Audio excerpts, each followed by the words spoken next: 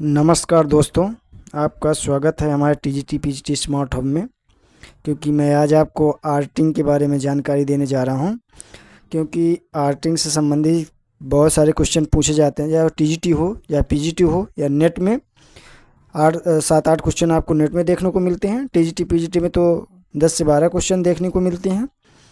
तो ऐसे में जो मैं 1 से 1.5 घंटे के अंदर अंदर आपको पूरी आर्टिंग की क्लास ख़त्म करूँगा और विस्तार से समझाने की कोशिश करूँगा। और मैं आपको ये भी बताने का कोशिश करूँगा कि कहाँ से क्वेश्चन, कैसे कैसे क्वेश्चन आते हैं। क्योंकि मैंने 3-4 राइटरों की अलग अलग बुकों से प्रैक्टिस सेट किया है, तो मुझे ये थोड़ा सा अनुभव हुआ है कि कहाँ से अधिक क्वेश्चन पूछने की संभावना रहते हैं और कैसे क्वेश्चन बनते हैं। तो ये बहुत ज़रूरी है, मैं इसको एक्सप्लेन करता जाऊंगा। और ये कि जो मैं नोट्स बनाया हूँ, मेरी खुद की नोट्स बनाई हुई है, तो मैं कोशिश करूँगा कि ये एक बहुत बड़ी कोचिंग की नोट्स है।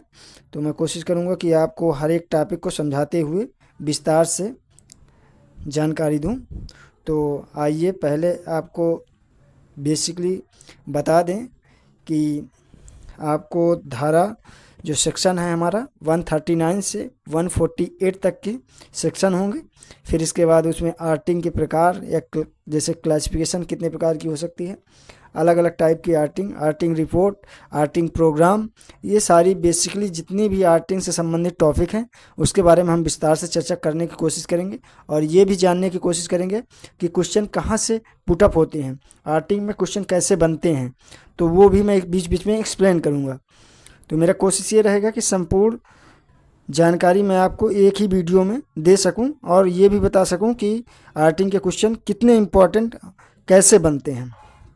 तो दोस्तों, मैं पहले आपको बताऊं कि सेक्शन 139 से 149 तक जो डायरेक्ट क्वेश्चन पूछे जाते हैं, वो डायरेक्ट ऐसे क्वेश्चन पूछ लिए जाते हैं कि आरक्षण की नियुक्ति किस सेक्शन के तहत होती है। तो आरक्षण की नियुक्ति जो होती है, आरक्षण की जो नियुक्त होती है वो होती है 139, सेक्शन 139 के तहत होती है। इसमें कई सब सेक्शन भी हैं, वो आगे हम विस्तार से बात करेंगे। पर डायरेक्ट क्वेश्चन जैसे टीजीटी में हो गया, पीजीटी में ये पूछ लेता है कि आरक्षण की नियुक्ति किस सेक्शन के आधार पर होती है, तो 139 के आधार पर होती है। जैसे कि इसमें दिया है कि जैसे इसमें ये दिखाया गया है कि 139 सेक्शन दिया गया है, तो 139 के बेस पर जो है आरक्षण की नियुक्ति की जाती है। फिर आरक्षण की पद से हटाना या पद त्याग कैसे किया जाए, करता है आरक्षण, उसके बारे में सेक्शन 140 में डिफाइन किया गया है। सेक्शन 141 में आरक्षण की योग्यता अयोग्यता के बारे में एक्सप्लेन किया गया है। फिर इसके बाद आता है सेक्शन 142। आप देख सकते हैं दोस्तों कि जो सेक्शन है, सेक्शन 142 जो है, 142 में पारिश्रमिक से संबंधित कि उसका कमीशन क्या रहेगा, पारिश्रमिक क्या रहेगा, तो उसके बारे में डिफाइन किया गया है। और 41 में जो है योग्यता अयोग्यता से संबंधित जो है डिफाइन किया गया है। और सेक्शन 143 में उत्तरदायित्व, उसकी क्या रिस्पॉन्सिबिलिटी रहेगी, उसके बारे में समझाया गया है। फिर इसके बाद सेक्शन 144 में उसकी क्या क्या सेवाएं रहेंगी, उसके बारे में बताया गया। फिर सेक्शन 145 में कौन व्यक्ति आर्टिंग की रिपोर्ट में हस्ताक्षर कर सकता है, उसके बारे में एक्सप्लेन किया गया है, देख सकते हैं। और सेक्शन 146 बहुत इंपॉर्टेंट है, जिसको एजीएम बोलते हैं, एनुअल जनरल मीटिंग बोलते हैं। एनुअल जनरल मीटिंग इसको बोलते हैं, ये आप देख सकते हैं कि एनुअल जनरल मीटिंग इसको बोलते हैं। तो एनुअल जनरल जो मीटिंग है, आरक्षण को क्या अधिकार होते हैं, कब वो शामिल होता है एनुअल जनरल मीटिंग में, कब उसको बैठक बुलानी है, तो ये सारी जानकारी जो है 146 में आप लोग देखेंगे। 147 में आरक्षण अगर किसी प्रकार की गलती करता है या किसी प्रकार का कपटपूर्वक व्यवहार करता है, तो उसके लिए उसकी क्या क्या जुर्माना हो सकते हैं, ये 147 में डिफाइन किया गया है।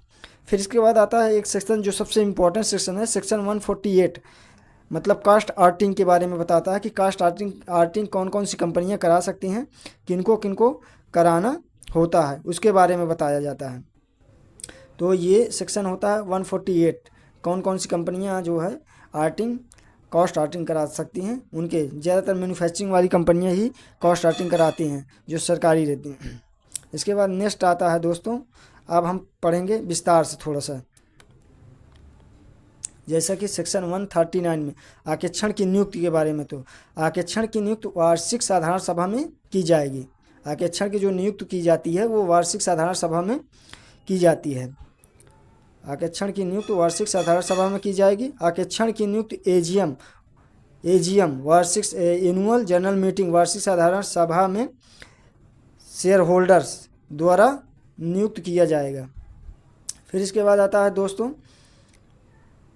कि सेक्शन 245 में सरकारी कंपनी में आरक्षण की नियुक्ति कौन करेगा और किस सेक्शन के तहत किया जाएगा। तो सरकारी कंपनी में जो है आप देख सकते हैं ये सरकारी कंपनी है। तो सरकारी कंपनी में जो है 139 सब सेक्शन 7 में प्रथम जो आरक्षण होगा उसके बारे में यहाँ डिफाइन किया गया है।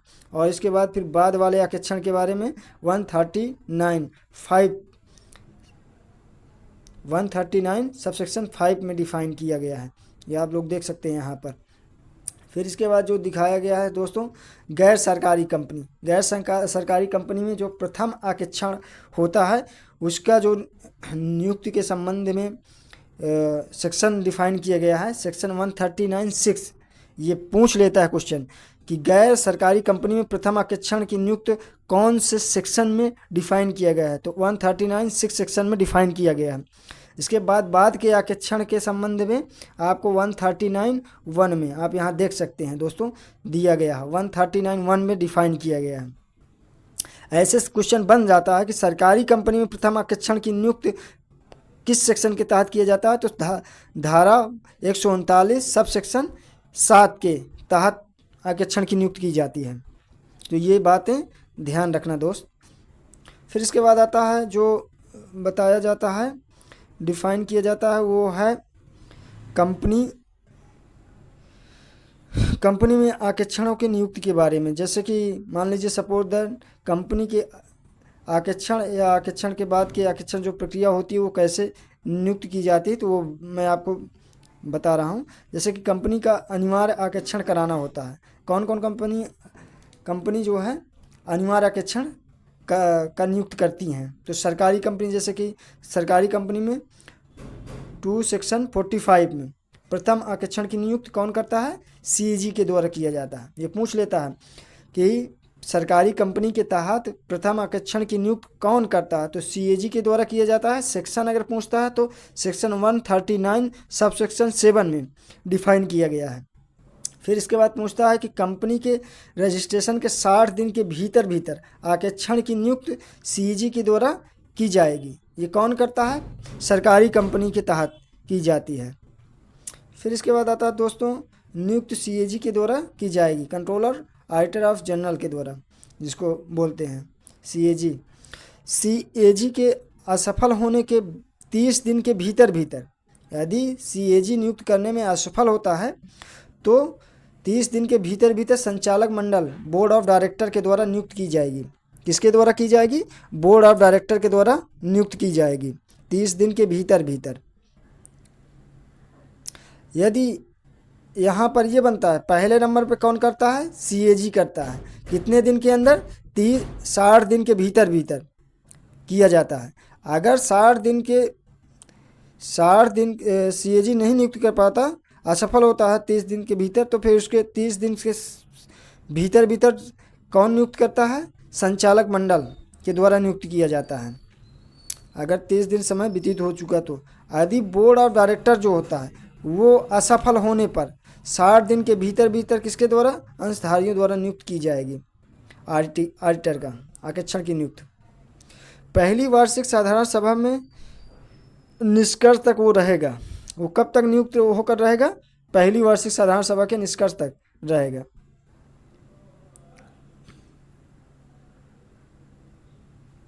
फिर इसके बाद आता है दोस्तों सरकारी कंपनी का, जैसे मैंने बताया कि सेक्शन 2 सब सेक्शन 45 या फिर बाद का आरक्षण सेक्शन सरकारी कंपनी में या तो प्रथम आरक्षण की नियुक्ति सेक्शन 245 में डिफाइन किया गया और उसके बाद में आरक्षण की नियुक्ति 139 सेक्शन सब सेक्शन 5 में प्रत्येक वित्तीय वर्ष के प्रारंभ होने के 130 दिन के भीतर भीतर, ये देखिए दोस्तों, प्रत्येक वित्तीय वर्ष के प्रारंभ होने के 180 दिन के भीतर भीतर नियुक्त की जाएगी।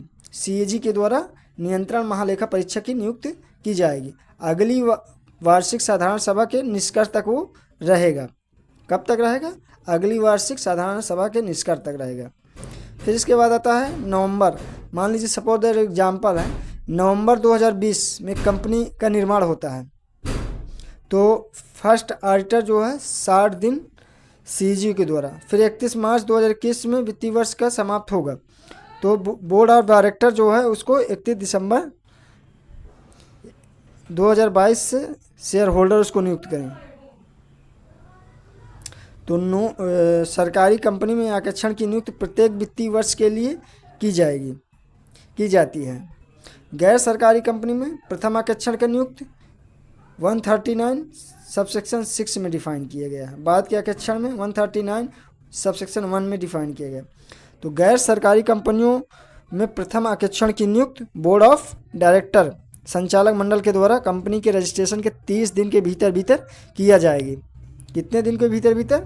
30 दिन के भीतर भीतर। संचालक मंडल के असफल होने पर अंशधारकों द्वारा 90 दिनों के भीतर भीतर असाधारण सभा में फिर इसके बाद किया जाएगा।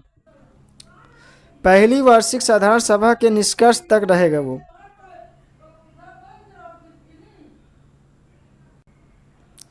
तो पहली वार्षिक साधारण सभा के निष्कर्ष तक वो क्या करेगा? रहेगा वो।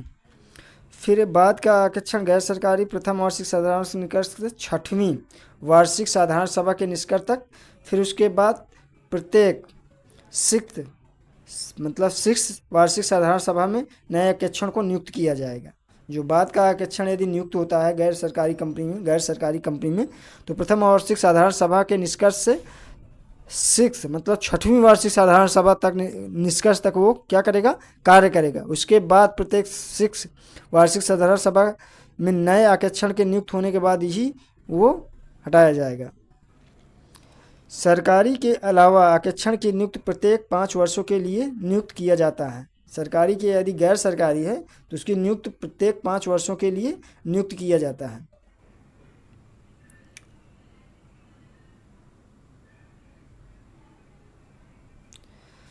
बीच की वार्षिक साधारण सभाओं में जैसे 2nd, 3rd या 4th या 5 में उसके पद को दोबारा जांचा जाएगा। यदि अंशधारकों के द्वारा पद को दोबारा नहीं जांचा जाता है तो ऐसी दशा में पद रिक्त मान लिया जाएगा। ऐसी भी प्रक्रिया है। ऐसी रिक्त आकस्मिक रिक्त कहलाएगी। ऐसी रिक्त कैसी कहलाएगी? ऐसी रिक्त आकस्मिक रिक्ति कहलाती है। ऐसी दशा में नए आरक्षण की नियुक्ति संचालक मंडल के द्वारा की जाएगी।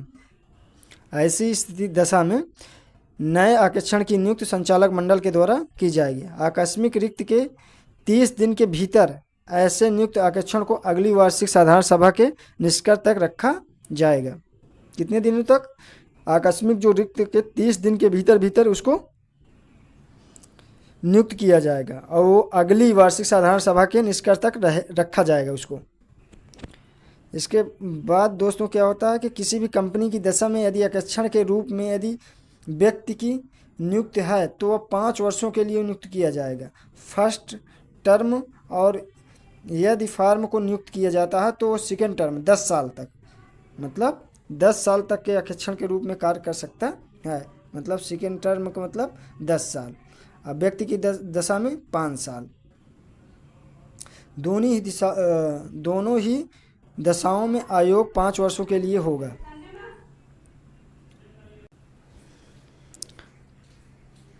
तो आकस्मिक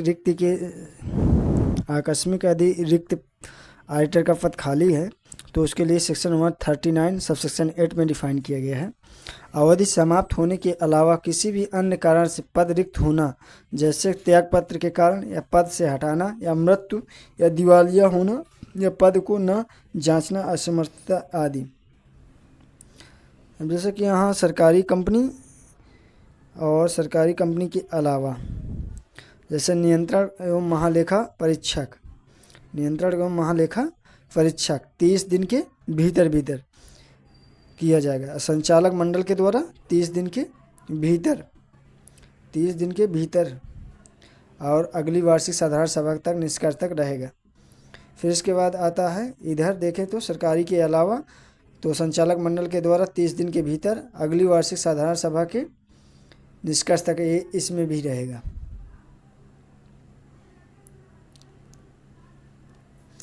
फिर सेक्शन 139 सब सेक्शन 9 है, जिसमें निम्नलिखित परिस्थितियों के अलावा किसी भी आरक्षण को पुनः नियुक्त किया जा सकता है।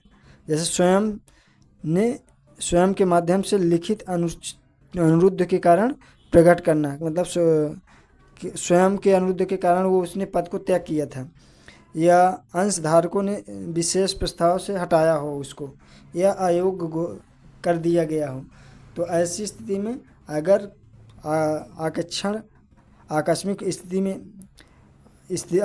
स्थिति में उसको नियुक्त किया जा सकता है। धारा 139 सबसेक्शन 10, यदि किसी भी वार्षिक साधारण सभा में नया आरक्षण नियुक्त नहीं हो पाता तो पुराना आरक्षण स्वतः पुनः नियुक्त हो जाएगा। ये किस सेक्शन में डिफाइन किया गया है? ये सेक्शन बड़ा इंपॉर्टेंट है। सेक्शन 139 सब सेक्शन 10 में यदि किसी भी वार्षिक साधारण सभा में नया आरक्षण की नियुक्ति नहीं हो पाती है तो पुराना आरक्षण स्वतः पुनः नियुक्त हो जाएगा। ये बहुत इंपॉर्टेंट क्वेश्चन है, पूछा जाता है। आरक्षण की नियुक्ति से संबंधित सूचनाएं ROC रजिस्टर ऑफ कंपनी के पास ADT 1 में भेजी जाएगी। फिर इसके बाद आता है सेक्शन 140 पद से हटाना, पद त्याग करना। आरक्षण का क्या करना? पद त्याग करना, या पद से उसको कैसे हटाया जा सकता है। तो आरक्षण को उसको पद से साधारण सभा में विशेष प्रस्ताव पारित करके हटाया जा सकता है, केंद्रीय सरकार की पुनः अनुमति लेकर के। संचालक मंडल की सभा अधिकांश निर्देशकों के सहमत से 30 दिन के भीतर भीतर केंद्र सरकार और 60 दिन के भीतर भीतर साधारण सभा का आयोजन करके ADTI सेकंड पद से हटाने से पहले उसकी सुनवाई के लिए मौका अवश्य दिया जाना चाहिए उसको। फिर इसके बाद आता है पद त्याग करना, ADT 3 मतलब त्याग पत्र के लिए। तो आरक्षण को निम्नलिखित सूचित करना आवश्यक होगा। जैसे कि किनको अगर पद का त्याग कर रहा है तो उसको किनको सूचना देना आवश्यक होता है, जैसे कंपनी को। फिर इसके बाद रजिस्ट्रार ऑफ कंपनी को, और सरकारी कंपनी में नियंत्रण महालेखा परीक्षक को दिया जाना अनिवार्य है। क्वेश्चन इसमें पूछा जाता है कि पद त्याग करने में जो ADT 3 त्याग पत्र वो लेटर होता है, उसमें आरक्षण को किनको सूचना भेजना जरूरी होता है। तो कंपनी को भेजना, और रजिस्ट्रार ऑफ कंपनी को, और सरकारी कंपनी में अगर सरकारी कंपनी है तो नियंत्रण महालेखा परीक्षक को भेजना अनिवार्य होता है। फिर इसके बाद आता है सेक्शन 142 आरक्षण के पारिश्रमिक का निर्धारण कैसे किया जाता है, उसके बारे में यहाँ एक्सप्लेन किया गया है। तो आरक्षण का पारिश्रमिक का निर्धारण साधारण सभा में अंशधारियों के द्वारा किया जाता है। क्वेश्चन पूछता है कि किस सेक्शन में आरक्षण के पारिश्रमिक के बारे में डिफाइन किया गया है, तो सेक्शन 142 के बारे में। फिर इसके बाद ये भी पूछता है कि कौन सी साधारण सभा में या विशेष साधारण सभा में आरक्षण की पारिश्रमिक का निर्धारण किया जाता है। तो आरक्षण का पारिश्रमिक का निर्धारण साधारण सभा में अंशधारियों के द्वारा ही किया जाता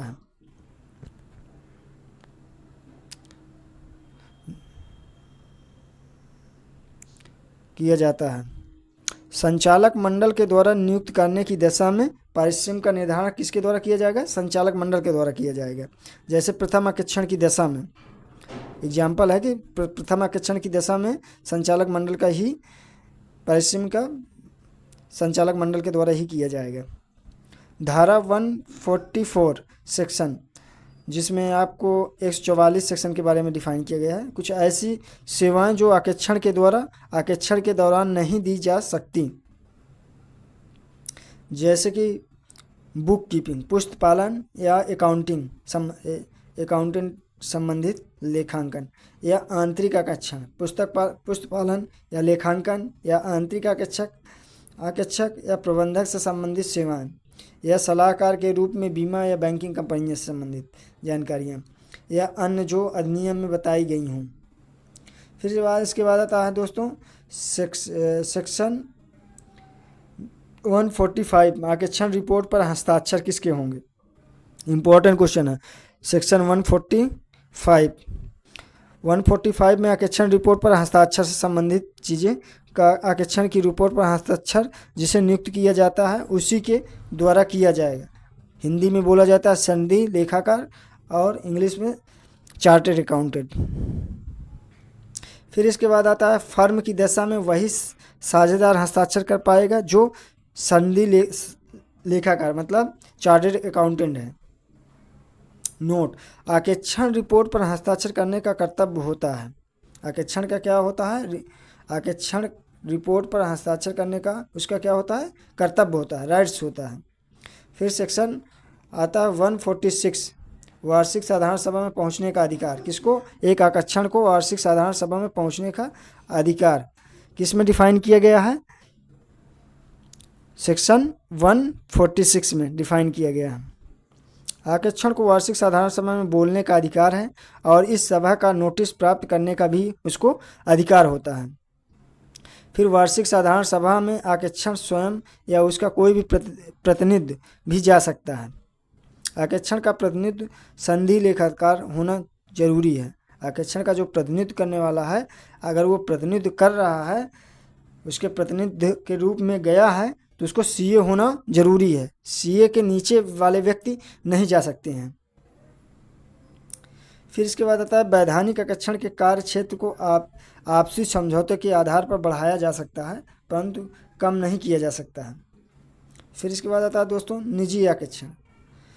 ऐसी संस्था जहां पर कोई विधान या कानून के द्वारा निर्मित न हो, जैसे कि एकल विक्रेता, हिंदू अविभाजित परिवार, भारतीय साझेदारी अधिनियम 1932 में फार्मे, क्लब या अस्पताल, विद्यालय, विश्वविद्यालय या पुस्तकालय, इसके बारे में डिफाइन किया गया।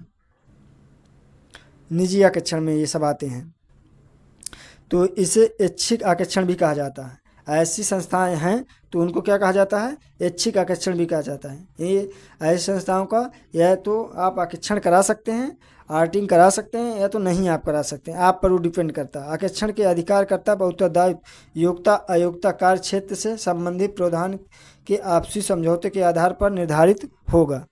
इस प्रकार के आरक्षण में कार्य क्षेत्र को आपसी समझौते के आधार पर घटाया और बढ़ाया दोनों जा सकता है।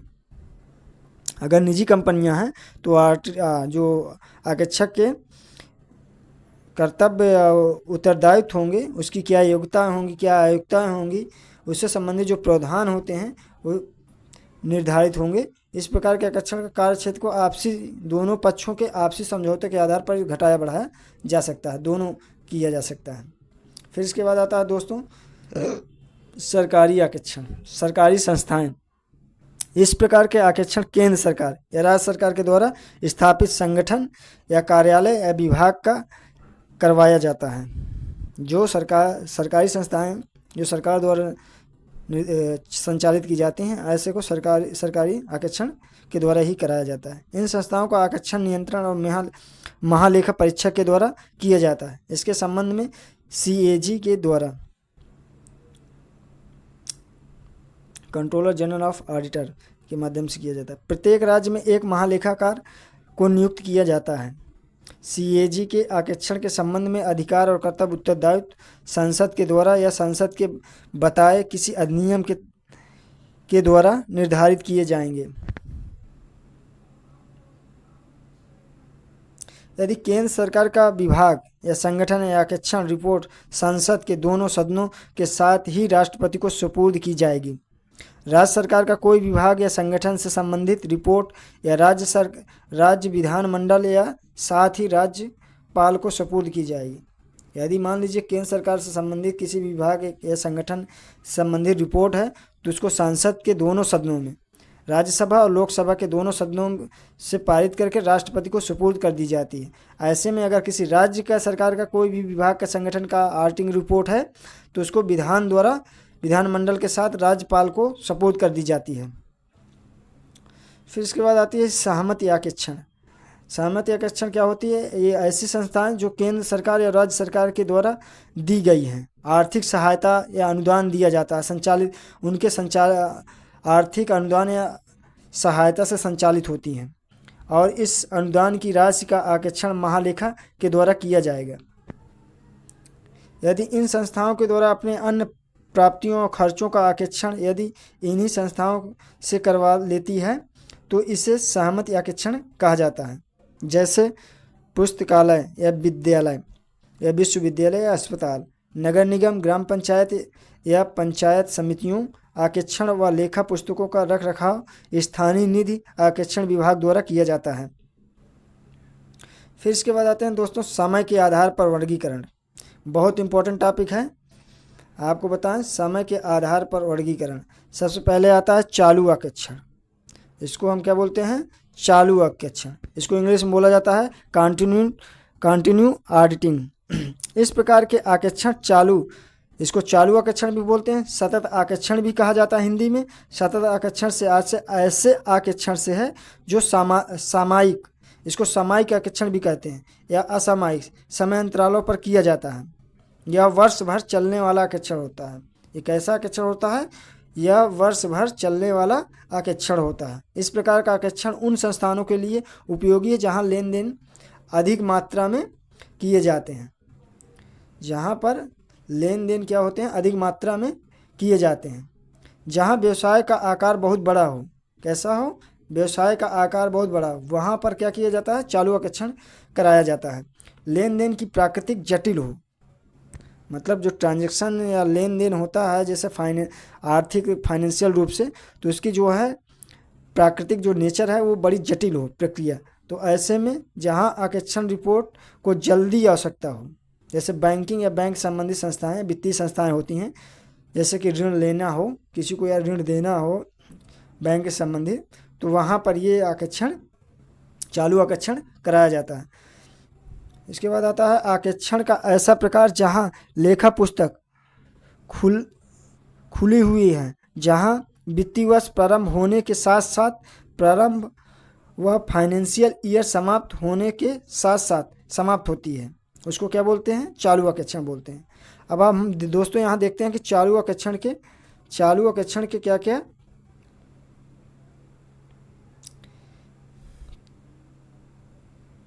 चालू आरक्षण के देखेंगे क्या क्या फ़ायदे और नुकसान हैं। तो अगर देखें तो इसके फ़ायदे क्या हैं? तो अशुद्धियां और कपट को प्रारंभ में ही रोका जा सकता है। मान लीजिए सपोज दैट बैंक का है, बैंक में एक आंतरिक आरक्षण होता है, जो दिन भर की प्रक्रिया होती है उसको लास्ट में क्या कर लिया जाता है? सब चीज़ें देख लिया जाता है। तो उसमें क्या होती हैं कि दिन भर की जो त्रुटियाँ होती हैं डेली के डेली कम होती चली जाती हैं, उसको शाम को सारी रोक दी जाती हैं, मतलब त्रुटियों को कम किया जा सकता है, उनको त्रुटियों को पकड़ ली जाती है।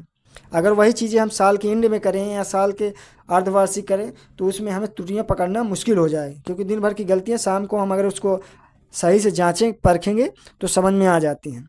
कर्मचारियों और अधिकारियों पर नैतिक दबाव बना रहता है। कर्मचारियों और अधिकारियों को क्या होता है? नैतिक एक दबाव रहता है कि कोई भी त्रुटि या गलती नहीं करेंगे, नहीं तो हमें उस पर दंड या सज़ा या पेनाल्टी लगाया जा सकता है हमारे ऊपर।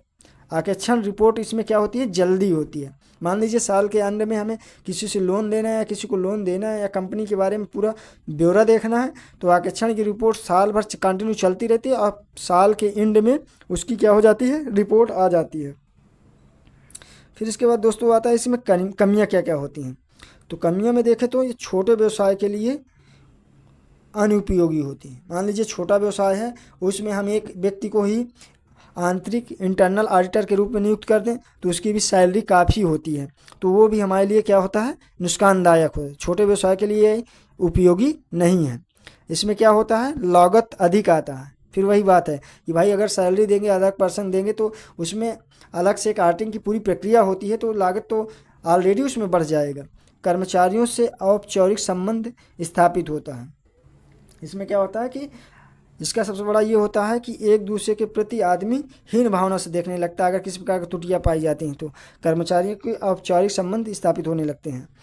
फिर आपसी मिलीभगत से गड़बड़ी हो सकती है। मान लीजिए जिस व्यक्ति को ऑडिटर के रूप में नियुक्त किया जाता है वो सभी कर्मचारियों से आपस में मेल जोल बना करके कुछ गलतियां कर सकता है, उसमें कुछ त्रुटियां करके कपट कर सकता है, तो गड़बड़ियां हो सकती हैं। खाते में बाद में हेरा फेरी, मान लीजिए अभी सपोज दैट कि कंटिन्यू आरटी में क्या होता है कि लगातार होती रहती है। मान लीजिए जिस जनवरी का हुआ, जनवरी के बाद मार्च में उसमें क्या आर्टिंग होने के बाद अप्रैल में उसमें कुछ गड़बड़ियाँ कर सकते हैं, हेरा फेरी कर सकते हैं, तो उसको पकड़ने में थोड़ा मुश्किल हो जाएगा। फिर इसके बाद आता है दोस्तों, इसके बाद आता है आपका अंतिम आकेक्षण। अंतिम आकेक्षण को क्या बोलते हैं? फाइनल आकेक्षण भी बोलते हैं इसको। इससे पूर्व आकेक्षण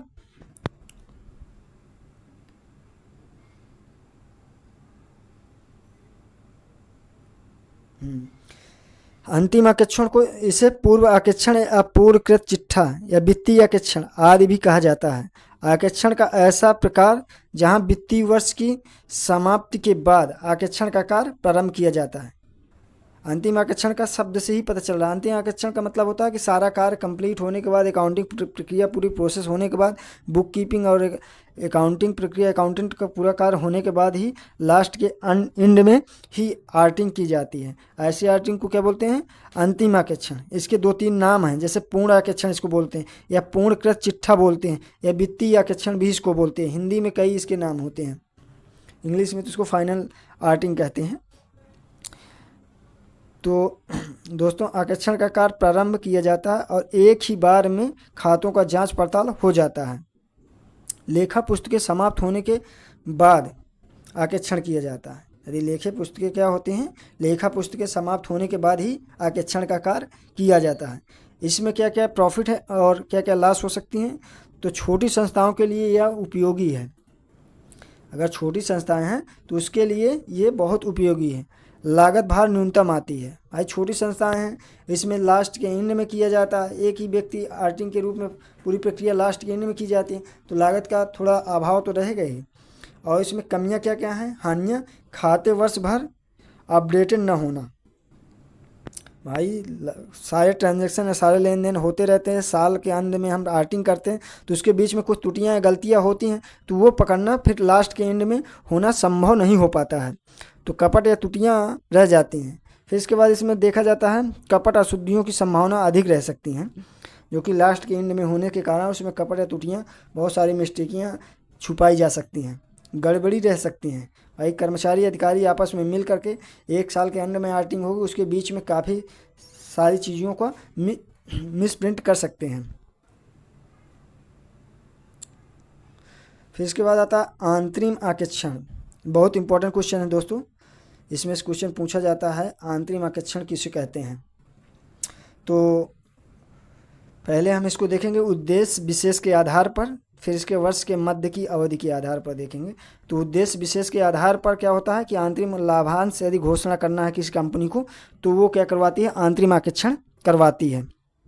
यह नए साझेदारों के प्रवेश या बहिर्गमन मतलब पर ख्याति की गणना करनी हो। अगर मान लीजिए कोई सपोज दैट नया पार्टनरशिप आया हुआ है पार्टनरशिप में, तो वो खेत लेकर आता है, तो उसको उसकी गणना करना है, या उसको बाहर जाना है तो उससे संबंधित गणना करनी है, तो इसके संबंध में हम अंतरिम आकेक्षण करवाते हैं।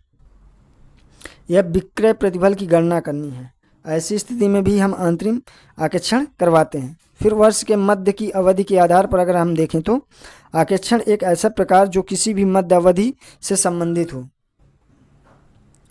जो 2 वित्तीय वर्षों के मध्य किए जाने वाला 2 वार्षिक साधारण सभाओं के बीच की अवधि से संबंधित हो।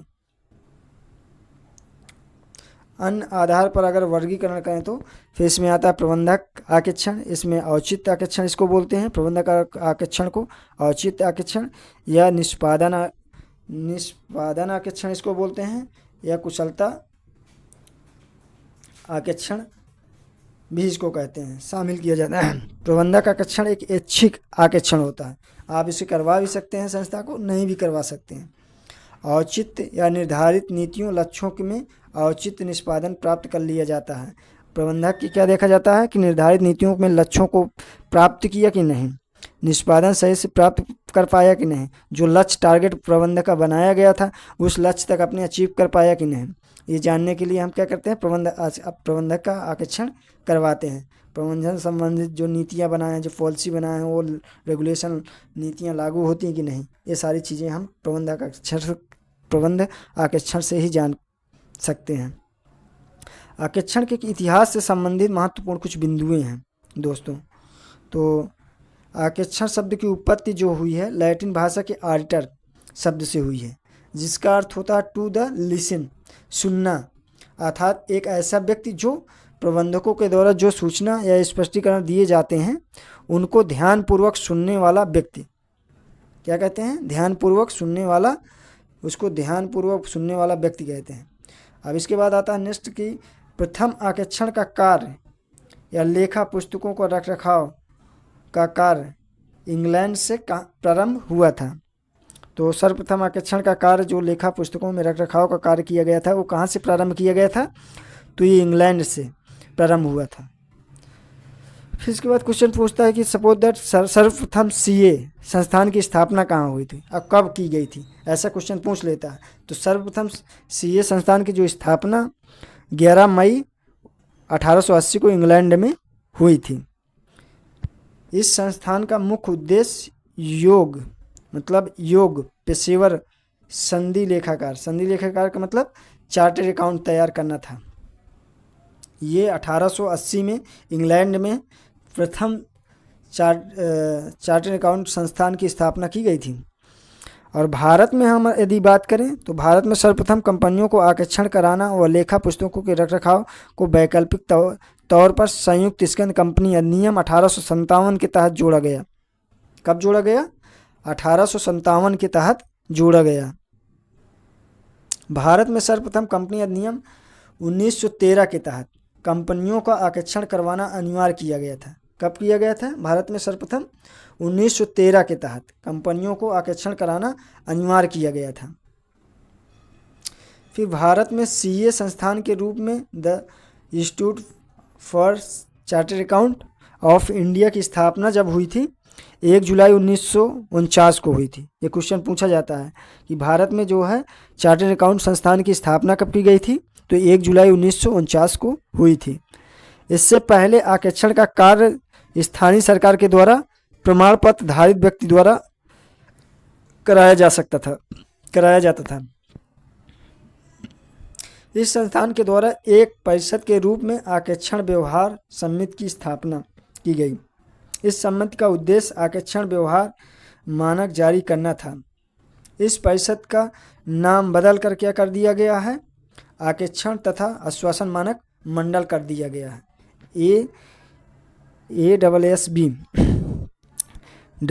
AASB के द्वारा AS जारी किए जाते हैं, अकाउंटिंग स्टैंडर्ड जारी किए जाते हैं। आकर्षण तथा आश्वासन मानक मंडल इसको अब प्रेजेंट टाइम पे बोला जाता है। फिर देखिए AASB के द्वारा आकर्षण या आश्वासन मानक मंडल का नाम बदल परिवर्तित करके आकर्षण मानक कर दिया गया, SA कर दिया गया, स्टैंडर्ड ऑन RT कर दिया गया। इनका पालन करना आकर्षण CA अकाउंटिंग स्टैंडर्ड RT का जो पालन करना होता है एक आकर्षण CA को अनिवार्य होता है। फिर इसके बाद आता है दोस्तों AS अकाउंटिंग स्टैंडर्ड, इसका पालन करना कंपनियों तथा प्रबंधकों के लिए अनिवार्य होता है। फिर इसके बाद कुछ केसेस आते हैं जो बार बार क्वेश्चन में पूछे जाते हैं, जैसे कि इसमें दोस्तों दिखाया गया है कि किंगस्टन कॉटन मिल्स का जो बहुत ज़्यादा क्वेश्चन पूछा जाता है। इसमें आप देख सकते हैं कि पूछा जाता है कि खूनी शिकारी कुत्ता न कि एक रखवाली करने वाले कुत्ते के समान होता है। ये किस केस में कहा गया था, तो किंगस्टन कॉटन मिल्स में कहा गया था। फिर दूसरा पूछा जाता है कि संदेश सील हुए बिना आकर्षण का कार्य करना किस केस का है, तो किंगस्टन कॉटन मिल्स का है। इसके बाद क्वेश्चन पूछा जाता है कि उचित सावधानी और चतुराई से कार्य करना चाहिए, ये भी किंगडन कॉटन मिल्स का ही है। फिर इसके बाद पूछा जाता है आरक्षण अंशधारकों के हितों की रक्षा हेतु निर्देशकों पर नियंत्रण बनाएगा, ये भी उसी का है। फिर बड़े अधिकारियों के कपट के लिए उत्तरदायी नहीं, ये किसका है? किंगडन कॉटन मिल्स का है कि बड़े जो अधिकारी होते हैं उनके कपट में किसी प्रकार के लिए उत्तरदायी सीए नहीं होगा, ये बताया गया था किंगडन कॉटन मिल्स केस में। फिर इसके बाद आता है दोस्तों, कपट के संबंध में आरक्षण को कभी भी उत्तरदायी नहीं ठहराया जा सकता है। कपट व अशुद्धियों की रोकथाम करना पकड़ना संस्था के प्रबंधकों का उत्तरदायित्व होगा। किसका होगा? संस्था के प्रबंधकों का उत्तरदायित्व होता है, न कि एक सीए का। तो ये उसी में कहा गया था। इसके बाद आता है दूसरा केस जो आता है London and general bank. London and general bank का प्रथम कथन जो है पूर्ण ईमानदारी से कार्य करना चाहिए, ये किस में कहा गया था? लंदन एंड जनरल बैंक को। एक सीए को क्या करना चाहिए? पूर्ण ईमानदारी से कार्य करना चाहिए। फिर दूसरा कथन उसने कहा था इसी में लंदन एंड जनरल केस में कि आरक्षण की 100% सत्यता की गारंटी नहीं लेता है, ये किस में कहा गया था? कि आरक्षण की 100% सत्यता की गारंटी नहीं लेता है, ये लंदन एंड जनरल बैंक में कहा गया था। फिर इसके बाद थर्ड जो कथन आया लंदन एंड जनरल बैंक का, जो केस में देखा गया था, आरक्षण बीमा करता नहीं होता है। फिर इसके बाद नेक्स्ट है अंशधारकों की हितों की रक्षा करने हेतु निर्देशकों पर नियंत्रण करता है। और लास्ट जो लंदन एंड जनरल बैंक का केस था, एक अच्छी नोटबुक अच्छे निष्कर्ष देगी। फिर इसके बाद दूसरा थर्ड केस जो था लीज बनाम स्टॉक्स का था। आरक्षण के अधिकार व कर्तव्य, लेखापाल के अधिकार व कर्तव्य दोनों अलग अलग होंगे, ये किस में कहा गया था? लीज बनाम स्टॉक्स में। फिर इसके बाद नेक्स्ट केस जो आया था वो रॉयल ब्रिटिश बैंक से संबंधित था। तो उसमें कहा गया था कि आरक्षण अंशधारकों के प्रतिनिधित्व के रूप में ही कार्य करता है। किसके रूप में कार्य करता है? आरक्षण अंशधारकों के प्रतिनिधित्व करने के रूप में कार्य करता है, कि मतलब एक आरक्षण जो होता है वो शेयर होल्डरों का प्रतिनिधित्व करने के रूप में ही आर्टिंग का कार्य करता है, ये किस में कहा गया था? रॉयल ब्रिटिश बैंक के केस में। फिर स्पैकमैन बनाम इवाव के, आरक्षण अंशधारकों के प्रतिनिधित्व के रूप में कार्य करेगा। जो आरक्षक होता है वह अंशधारकों के प्रतिनिधि के रूप में कार्य करेगा। फिर इसके आता है बीएल मोहन बनाम केसीएस सत्यवादी मामला। इसमें कहा गया था कि आरक्षण अपनी नियुक्ति से पूर्व पिछले आरक्षक को अपनी नियुक्ति की सूचना भेजेगा। फिर इसके बाद नेक्स्ट केस जो आया था वर्मीधन स्मॉल आर्म्स कंपनी बनाम न्यूटन। ये था वैधानिक आरक्षण के कार्य क्षेत्र को बढ़ाया जा सकता है लेकिन किसी भी दशा में उसे घटाया नहीं जा सकता है, ये किस में कहा गया था? वर्मीधन स्मॉल आर्म्स कंपनी बनाम न्यूटन में कहा गया था। फिर इसके बाद कुछ दोस्तों और विशेष पॉइंट हैं उसके बारे में। जैसे दोस्तों इसमें लेखा कर्म के बारे में कुछ चीज़ें हैं। जैसे पुस्त पालन, बुक कीपिंग क्या होता है? एक व्यवहारिक भाग होता है। बुक कीपिंग क्या है? एक व्यवहारिक भाग होता है। जैसे कि लेखांकन कैसा है? अकाउंटिंग कैसी सैद्धांतिक भाग होता है। पूछ लेता है क्वेश्चन में, बार बार आता है कि टीजीटी में तो ये क्वेश्चन पूछा गया है कि पुस्त पालन जो है बुक कीपिंग कैसा वो है? सैद्धांतिक भाग है कि विवेचनात्मक भाग है कि विश्लेषणात्मक भाग है कि व्यवहारिक भाग है? तो पुस्त पालन जो है बुक कीपिंग व्यवहारिक भाग होता है। फिर इसके बाद पूछ लेता है कि अकाउंटिंग कौन सा भाग है? व्यवहारिक भाग है कि विवेचनात्मक भाग है? तो यह एक सैद्धांतिक भाग होता है लेखांकन। आरक्षण कौन सा भाग होता है? तो विवेचनात्मक भाग और विश्लेषणात्मक भाग होता है। इसको आलोचनात्मक भाग भी कहा जाता है। ये क्वेश्चन में पूछा गया है, आप लोग देखेंगे प्रीवियस ईयर्स में तो उसमें आपको दिखेगा ऐसे क्वेश्चन। फिर इसके बाद आता है पुस्त पालन बाद लेखांकन के बाद आरक्षण प्रारंभ होता है। सबसे पहले क्या स्टार्ट होता है? पुस्त पालन। फिर इसके बाद लेखांकन, लेखांकन के बाद क्या स्टार्ट होता है, आकेक्षण प्रारंभ होता है। ये क्रम में ही चलता है। फिर इसके बाद दोस्तों आता है कि अनिवार्य आकेक्षण, यदि संस्था ऐसी है जो किसी अधिनियम या कानून विधान द्वारा शासित हो, उससे आकेक्षण अनिवार्य होगा। फिर इसके बाद आता है आकेक्षण के ऑब्जेक्ट। यहाँ से एक या दो क्वेश्चन पूछे जाते हैं अक्सर, चाहे वो टीजीटी में हो या पीजीटी में या नेट में। आकेक्षण के ऑब्जेक्ट के बारे में पूछा जाता है। तो आकेक्षण का जो मेन ऑब्जेक्ट होता है वो मुख्य ऑब्जेक्ट होता है, फिर इसके बाद सहायक ऑब्जेक्ट होता है। मुख्य ऑब्जेक्ट में क्या होता है कि वित्तीय विवरण से संबंधित राय की अभिव्यक्ति करना होता है। किसको, आकेक्षक को। ऑडिटर को अपनी वित्तीय विवरण से संबंधित क्या होता है, अपनी ओपिनियन देना होता है। फिर आर्थिक चिट्ठा का सही लाभ हानि में राय देना, वही चीज़ है। क्वेश्चन जो है डाइवर्ट करके पूछ सकता है, वित्तीय विवरण से संबंधित राय की अभिव्यक्ति देना पूछ सकता है, या आर्थिक चिट्ठा का सही लाभ हानि में राय देना, या वित्तीय विवरण में सही या उचित छवि प्रस्तुत कर रहा है कि नहीं, ऐसे भी पूछ सकता है। ये क्या है, मुख्य उद्देश्य है। फिर इसके बाद आता है दोस्तों सहायक उद्देश्य, जैसे कि इसमें दिखाया गया है। ये मुख्य उद्देश्य था, ये सहायक उद्देश्य है। तो सहायक उद्देश्य में क्या है, कपट या अशुद्धियों का हमें पता लगाना और उन्हें क्या करना, रोकना और रोकथाम करना। ये क्या होते हैं, सहायक उद्देश्य होते हैं एक अच्छे के। फिर इसके बाद आता है दोस्तों टीमिंग, लैंडिंग और लैंपिंग। ये क्या होते हैं, ये एक शब्दावली होती है। ये शब्दावली ऐसे दे देता है, पूछता है कि ये है क्या, किससे संबंधित है, आर्टिंग से संबंधित है, बैंकिंग से संबंधित है, या किसी और दूसरा क्षेत्र दे देगा उससे संबंधित पूछेगा। ये प्रीवियस ईयर्स में ऐसे क्वेश्चन बहुत सारे पूछे गए हैं। तो ये जो है टीमिंग, लैंडिंग और लैंपिंग, यह रोकड़ के गबन का एक प्रकार होता है, जिसमें एक ग्राहक से प्राप्त राशि को छुपा लिया जाता है और दूसरे से ग्राहक से प्राप्त होने पर पहले से प्राप्त दिखाया जाता है। फिर इसके बाद आता है एक शब्द आता है काइटिंग, चिट्ठा तिथि। इसको काइटिंग बोलते हैं।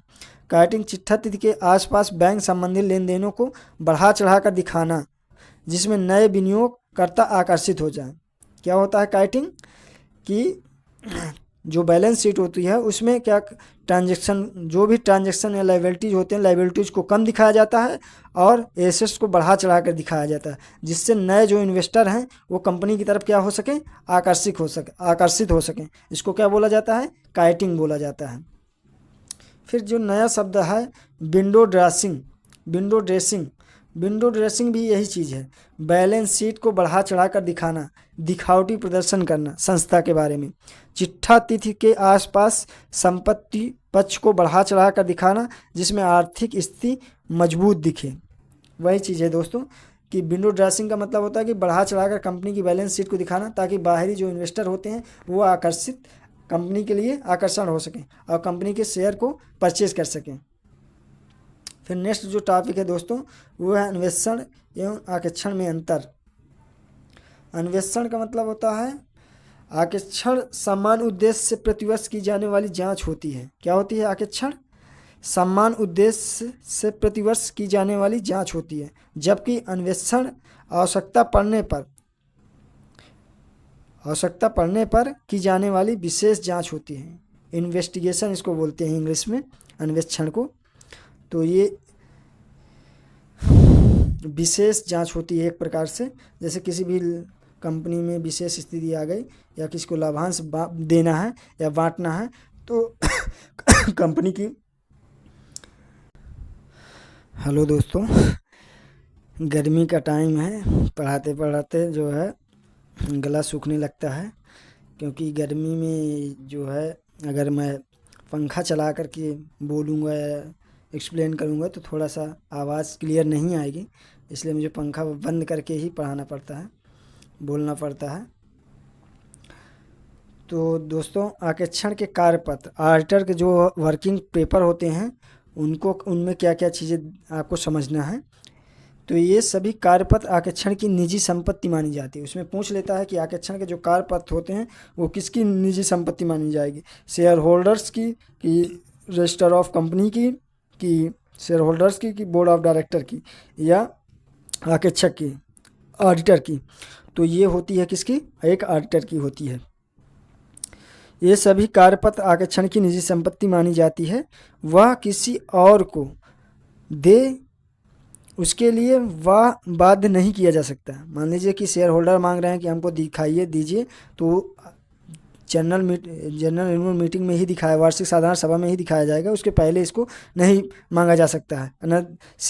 चार्टर्ड अकाउंट इसको दे सकता है। इस मामले में कार्यपत्र को आरक्षण की निजी संपत्ति कहा जाता है।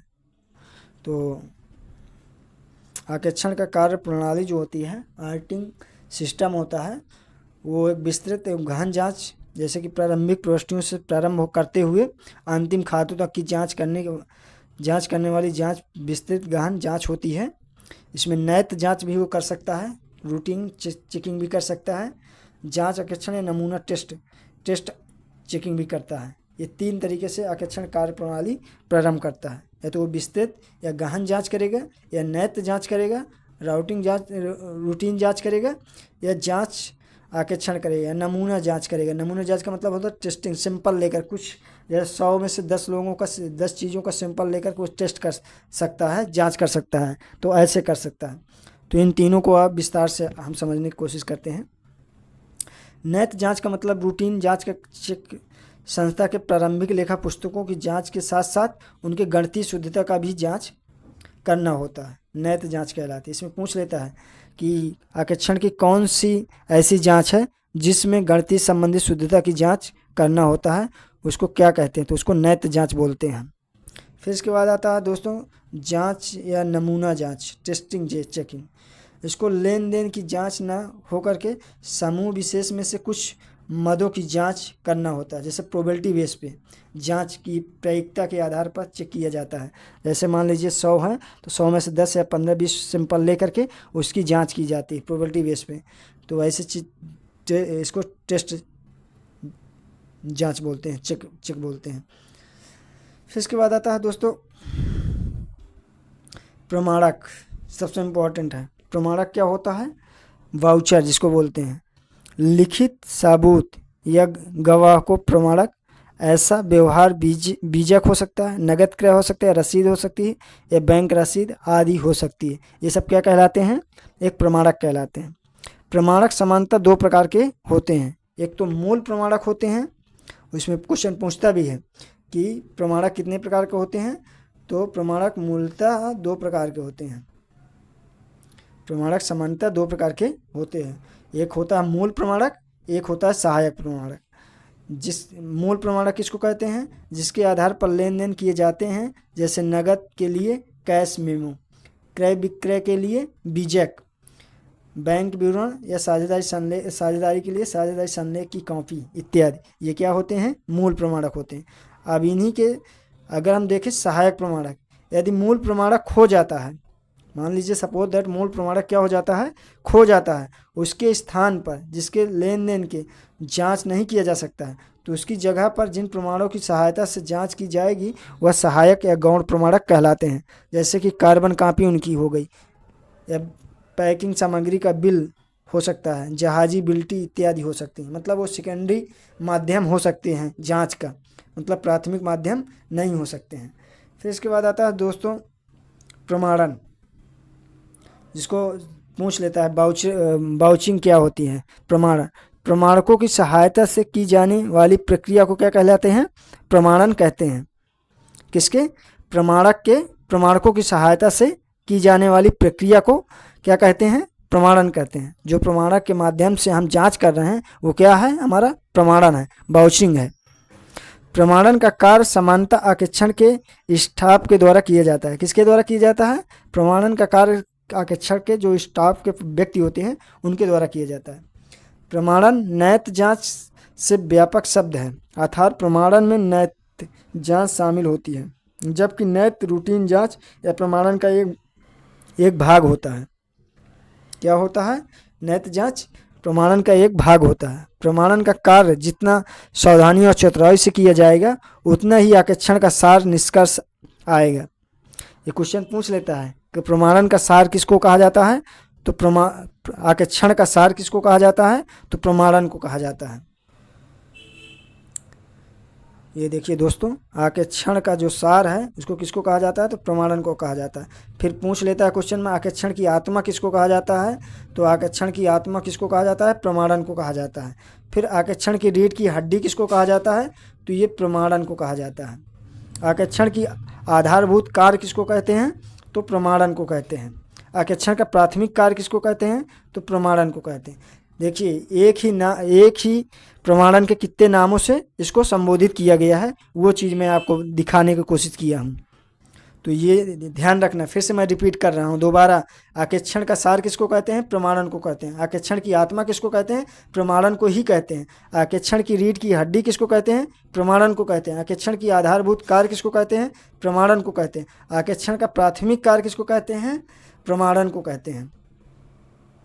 फिर इसके बाद नेक्स्ट जो टॉपिक है, ऑडिट रिपोर्ट, आकेक्षण रिपोर्ट। इसमें आता है मर्यादित आकेक्षण रिपोर्ट में क्या कहता है, अमर्यादित आकेक्षण रिपोर्ट, इसको हम स्वच्छ रिपोर्ट भी बोलते हैं। अमर्यादित आकेक्षण रिपोर्ट, ट्रस्ट या क्वालिफाइड मर्यादित आकेक्षण रिपोर्ट इसको बोलते हैं। इसमें क्या क्या आता है, अमर्यादित आकेक्षण किसको कहते हैं दोस्तों, इसको हम स्वच्छ रिपोर्ट भी बोलते हैं। सही और उचित छवि जो प्रस्तुत करे उसको हम क्या बोलते हैं, अमर्यादित आकेक्षण रिपोर्ट कहते हैं। अमर्यादित आकेक्षण रिपोर्ट किसको बोलते हैं, राय का दबाव।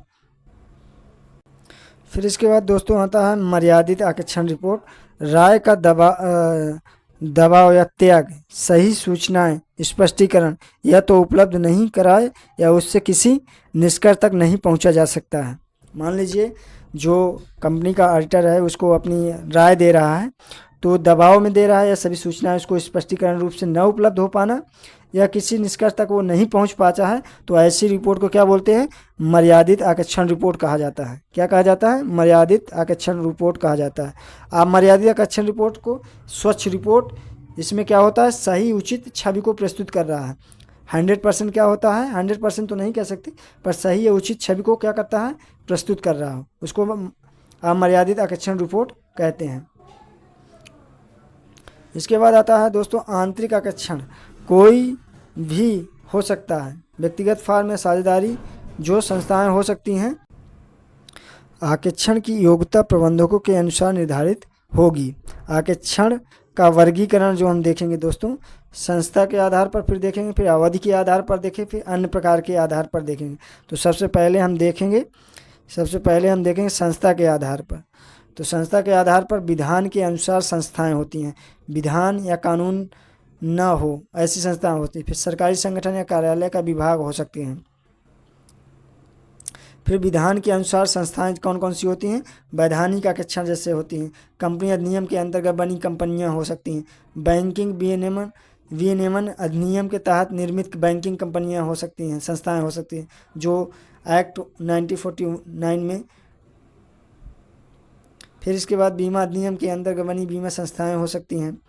भारतीय सहकारिता अधिनियम 1912 के अंतर्गत बनी सहकारी समितियां हो सकती हैं। यह संसद के द्वारा विशेष अधिनियम पारित करके निर्मित संस्थाएं हो सकती हैं। जहां वैधानिक आकेक्षण में कंपनी आकेक्षण शामिल होता है, वैधानिक आकेक्षण को ही अनिवार्य आकेक्षण भी कहा जाता है। ये क्वेश्चन पूछ लेता है कि कौन से आकेक्षण को अनिवार्य आकेक्षण बोला जाता है, तो वैधानिक आकेक्षण को अनिवार्य आकेक्षण कहा जाता है। फिर कंपनी आकेक्षण को वैधानिक आकेक्षण या अनिवार्य आकेक्षण कहते हैं। ये ध्यान रखना दोस्तों, कंपनी आकेक्षण को वैधानिक आकेक्षण या अनिवार्य आकेक्षण कहा जाता है। वैधानिक आकेक्षण के अधिकारकर्ता व उत्तरदायित्व, योग्यता, अयोग्यता, नियुक्त, परिश्रम, कार्यक्षेत्र का निर्धारण विधान कानून के अनुसार होता है। कैसा होता है, विधान कानून के अनुसार होता है।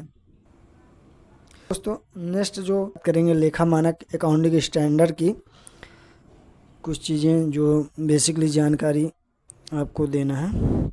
जैसे कि स्टेप 1 आज का प्रारूप ICAI के द्वारा तैयार किया जाता है। अकाउंटिंग स्टैंडर्ड किसके द्वारा तैयार किया जाता है, तो ICAI के द्वारा तैयार किया जाता है। ICAI के द्वारा तैयार मानकों पर सुझाव कौन देता है, तो ये देता है नफरा के द्वारा दिए जाते हैं, जिसको हम नफरा का फुल फॉर्म क्या होता है, नेशनल फाइनेंशियल रिपोर्टिंग अथॉरिटी, इसको बोला जाता है। क्या बोला जाता है दोस्तों, नेशनल, इसको अभी देखिए, इसको बोला जाता है दोस्तों नेशनल फाइनेंशियल रिपोर्टिंग अथॉरिटी बोला जाता है नफरा को। तो ICAI के द्वारा तैयार किया जाता है और उसका सुझाव देता है नफरा देता है। फिर केंद्र सरकार के पूर्व अनुमति से अकाउंटिंग स्टैंडर्ड क्या किए जाते हैं, जारी किए जाते हैं। केंद्र सरकार के पूर्व अनुमति से अकाउंटिंग स्टैंडर्ड जारी किया जाता है। लेखा मानक जो अकाउंटिंग स्टैंडर्ड का जो सेक्शन है 133 है, 133। इसके बाद नेक्स्ट जो दोस्तों, लेखा मानकों को पालन करना प्रत्येक कंपनी के लिए क्या होता है, अनिवार्य होता है। कोई भी कंपनी हो, कैसी भी कंपनी हो, लेखा मानकों को पालन, अकाउंटिंग स्टैंडर्ड को पालन करना अनिवार्य होता है। फिर इसके बाद आता है सेक्शन दोस्तों, सेक्शन 138 आंतरिक आकेक्षण। बहुत इंपॉर्टेंट क्वेश्चन है दोस्तों, इसको पूछा गया जाता है कि आंतरिक आकेक्षण किसको कहते हैं, क्योंकि ये अभी ट्रेंड में चल भी रहा है। तो आंतरिक आकेक्षण जो होता है आंतरिक नियंत्रण प्रणाली का एक भाग होता है। इसमें आंतरिक जांच भी शामिल होती है, आंतरिक आकेक्षण भी शामिल होती है। ये एक दूसरे के क्या होते हैं, पूरक होते हैं। आप देख सकते हैं पूरा चित्र में जो है मैंने डिफाइन किया है कि आंतरिक नियंत्रण प्रणाली जो होती है, आंतरिक जांच और आंतरिक आकेक्षण की क्या होती है, एक दूसरे के पूरक होती है। फिर आंतरिक नियंत्रण के दो भाग होते हैं। आंतरिक जांच, एक कर्मचारी के कार्य को दूसरे कर्मचारी द्वारा जांच करना क्या कहलाता है, आंतरिक जांच कहलाता है। आंतरिक जांच व आंतरिक आकेक्षण एक दूसरे के क्या होते हैं, पूरक होते हैं। फिर इसके बाद दोस्तों आता है 138 में सूचित कंपनियां, जो लिस्टेड कंपनियां होती हैं उनको सूचित कंपनियां, उनमें क्या होता है, आंतरिक आकेक्षण क्या करवाना होता है, अनिवार्य होता है। इसके बाद अनलिस्टेड जो कंपनियां होती है, असूचित कंपनियां होते हैं, जैसे निजी कंपनी या सार्वजनिक कंपनी, असूचित कंपनियां होती हैं। वो जनता से जमाएं 25 करोड़ तक या अधिक प्रदत्त अंश पूंजी 50 करोड़ या मोर देन बैंक वित्तीय संस्थाओं से ऋण 100 करोड़ टर्नओवर या 200 करोड़ से अधिक है, तो ऐसे में उनको करवाना होता है। फिर इसके बाद आता है दोस्तों कास्ट ऑडिटर के पारिश्रमिक का निर्धारण जो होता है अंशधारकों के द्वारा किया जाता है। किसके द्वारा, कास्ट ऑडिटर का जो निर्धारण किया जाता है वो किसके द्वारा किया जाता है, ऑडिटर के द्वारा किया जाता है। पारिश्रमिक का निर्धारण किसके द्वारा किया जाता है, अंशधारकों के द्वारा किया जाता है या उनके बताए तरीके से साधारण सभा में किया जाता है।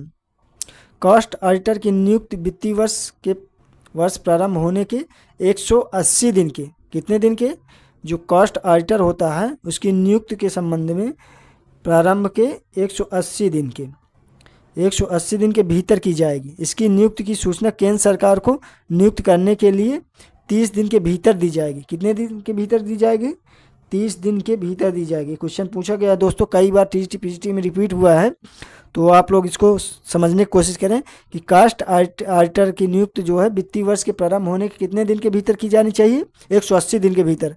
और उसकी जो सूचना केंद्र सरकार को कितने दिन के अंदर भेजना चाहिए, 30 दिन के भीतर भेज देनी चाहिए थे।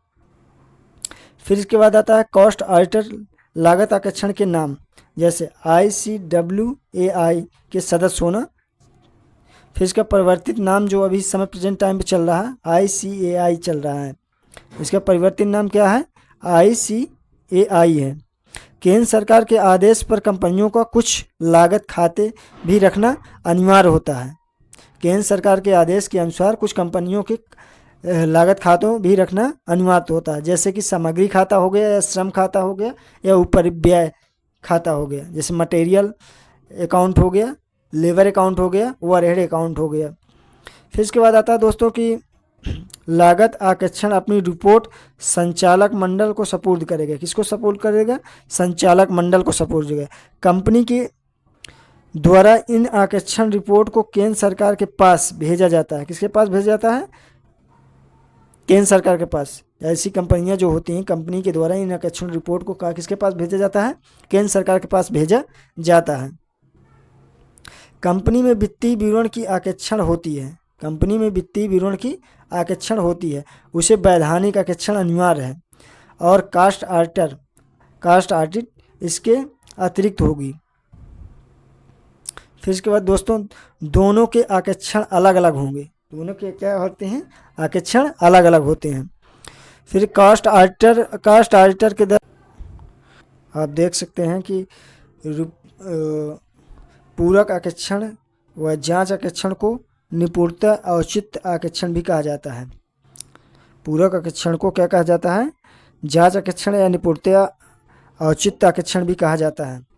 फिर इससे संबंधित चीज़ें आते हैं दोस्तों, ब्रांच आर्टिंग शाखा आरक्षण सेक्शन 143(8) में डिफाइन किया गया है शाखा आरक्षण को। शाखा भारत में कंपनी आरक्षण स्वयं भारत की कंपनी एक्ट के अनुसार योग्य व्यक्ति हो, सीए चार्टर्ड अकाउंट हो, शाखा भारत से बाहर हो, कंपनी आरक्षण स्वयं बना सकते हैं, राष्ट्र के कानून के अनुसार योग्य रखने वाला व्यक्ति हो। फिर इसके बाद आता है शाखा आरक्षण के अधिकार कर्तव्य उत्तरदायित्व वैसे ही होंगे जैसे कंपनी आरक्षण पारिश्रमिक कार्यक्षेत्र नियुक्त किए जाते हैं। शाखा आरक्षण के द्वारा अपनी आरक्षण रिपोर्ट को कंपनी आरक्षण को सुपुर्द किया जाता है। किसको किया जाता है, कंपनी आरक्षण को सुपुर्द किया जाता है। कंपनी आरक्षण शाखा आरक्षण रिपोर्ट को कंपनी की आरक्षण रिपोर्ट के साथ साथ संयोजित कर लिया जाता है। फिर इसके बाद आता है दोस्तों, कंपनी आरक्षण रिपोर्ट अंशधारकों को भेज देती है। फिर इसके बाद सबसे ज़्यादा जो इम्पोर्टेंट क्वेश्चन है सेक्शन 148 लागत आरक्षण, कॉस्ट आर्टिंग के बारे में डिफाइन किया गया है। कास्ट आर्टिंग की नियुक्ति केंद्र सरकार के आदेश पर की जाएगी। ऐसी कंपनियां निर्माण प्रक्रिया में खनन और उत्खनन जैसी गतिविधियों में लगी हों। लागत, इसमें क्या देखा जाता है, इसका मेन ऑब्जेक्ट क्या होता है, लागत प्रति इकाई की सत्यता की जानकारी हेतु सीपीयू कास्ट पर यूनिट की जानकारी देखा जाता है। कास्ट ऑडिटिंग के कारखाने का आदेश केंद्र सरकार के द्वारा कास्ट ऑडिटर की नियुक्त संचालक मंडल के द्वारा की जाएगी, बोर्ड ऑफ डायरेक्टर के द्वारा की जाती है। इसके द्वारा की जाती है, बोर्ड ऑफ डायरेक्टर के द्वारा की जाती है। फिर इसके बाद दोस्तों आता है सेक्शन 164 सबसेक्शन 2, निर्देशक लगातार 3 वित्तीय वर्षों के वित्तीय विवरण रजिस्ट्रार ऑफ कंपनी को जमा नहीं कराते तो इस प्रकार की कंपनी के सभी निर्देशक अगले 5 वर्षों के लिए अयोग्य हो जाते हैं। आरक्षण को यह जांचना होता है कि चिट्ठा तिथि के आसपास संपत्तियों को कहीं बढ़ा चढ़ाकर तो नहीं दिखाया गया है। यदि नकद के बदले अंश प्रतिभूतियों को जारी किया है तो क्या नकद वास्तव में प्राप्त हुई है या नहीं, और यदि प्राप्त हुई है तो क्या समायोजन किया गया है कि नहीं किया गया। फिर इसके बाद दोस्तों आता है कर्तव्य, लेखा पुस्तकों को जांचने का उसका आरक्षण का कर्तव्य होता है। आरक्षण के द्वारा अंशधारकों को रिपोर्ट देना, रिपोर्ट पर हस्ताक्षर करने का राइट्स उसको होता है, कर्तव्य होता है। फिर इसके बाद आता है दोस्तों सरकारी कंपनी में पूरक आरक्षण। पूरक आरक्षण किस में डिफाइन किया गया है, सेक्शन 143 सबसेक्शन 6 में डिफाइन किया गया। यदि सीएजी को लगता है कि आरक्षण रिपोर्ट में गड़बड़ी या हेराफेरी है और दोबारा जांच की आवश्यकता है तो सरकारी कंपनी की दशा में 60 दिन के भीतर पूरक आरक्षण का आदेश सीएजी के द्वारा दिया जा सकता है। सरकारी कंपनी में 143 सबसेक्शन 8 टेस्ट आर्टिंग जांच आरक्षण, ऐसा आरक्षण कुछ विशेष मदों के संबंध में जांचने की आवश्यकता हो। पूरक आरक्षण या जांच आरक्षण दोनों दशा में सीएजी के द्वारा निर्धारित योग्य रखने वाले व्यक्ति को ही दी जाती है। इसके बाद दोस्तों आता है कि 20 कंपनियों की सीमा में निम्नलिखित को शामिल नहीं किया जाता। जो स्मॉल कंपनियां होती हैं उनको शामिल नहीं किया जाता, जैसे कि एकल व्यक्ति कंपनी, 1% व्यक्ति, ये सब स्मॉल कंपनी में आती हैं। छोटी कंपनियां या निष्क्रिय कंपनियां, प्राइवेट लिमिटेड कंपनियां, paid up capital share capital इनका कितना होना चाहिए, 100 करोड़ से कम है, तो ये सब छोटी कंपनियों में आती हैं। कंपनी सेक्शन 143 में आरक्षण के अधिकार कर्तव्य उत्तरदायित्व के बारे में। अधिकार क्या क्या होते हैं आरक्षण के, उन लेखा पुस्तकों तक पहुंचने का अधिकार हो जो आरक्षण के लिए आवश्यक है। कंपनी के कर्मचारियों और अधिकारियों से सूचना या स्पष्टीकरण मांगने का उसका अधिकार होता है। और फिर इस आरक्षण उन सभी लेखा पुस्तकों तक पहुंचने और उनसे मांगने का अधिकार रखता है जो आरक्षण के लिए क्या हो, आवश्यक हो। फिर इसके बाद आता है सेक्शन 128 में 128 के अनुसार कंपनी की लेखा पुस्तक कंपनी के पंजीकृत कार्यालय में ही रखी जानी आवश्यक है, और यदि रजिस्ट्रार ऑफ कंपनी को सूचित करके इसे किसी अन्य स्थान पर भी लेखा पुस्तकों को रखी जा सकती हैं। किसको सूचना देना होगा? रजिस्ट्रार ऑफ कंपनी को चुका हो। इसका मतलब हो कि 1 से 20 कंपनियों का आरक्षण वो कर चुका हो। अधिकतम सीमा इनकी 20 कंपनियों तक की होती है। जैसे ये दिया है दोस्तों कि अधिकतम सीमा 20 कंपनियों तक होती है। तो अगर 20 कंपनियों का आरक्षण उसने कर लिया है तो इसको क्या मान लिया जाता है कि उसका समय सीमा समाप्त हो चुका है। तो प्रिय विद्यार्थियों, मुझे परचेज किया था, वहाँ से मैंने इसको सारा कलेक्ट करके डाटा बनाया है और लिख कर स्वयं से किया है। तो अगर आप लोगों को ये नोट्स पसंद आए तो लाइक, सब्सक्राइब और कमेंट ज़रूर करें, बताएं ऐसी वीडियो के लिए। और हमें उम्मीद है कि यदि आप इससे पढ़ेंगे तो आपको समझ में सारे टॉपिक आएंगे और इसमें इम्पोर्टेंट क्वेश्चनों को आप समझेंगे कि कहाँ से कैसे क्वेश्चन पूछे जाते हैं। तो मुझे उम्मीद है दोस्तों, मैं उम्मीद करता हूँ कि आप इस चीज़ को समझेंगे परिपूर्ण तरीके से। आर्टिंग में ये सारा चीज़ें परिपूर्ण है।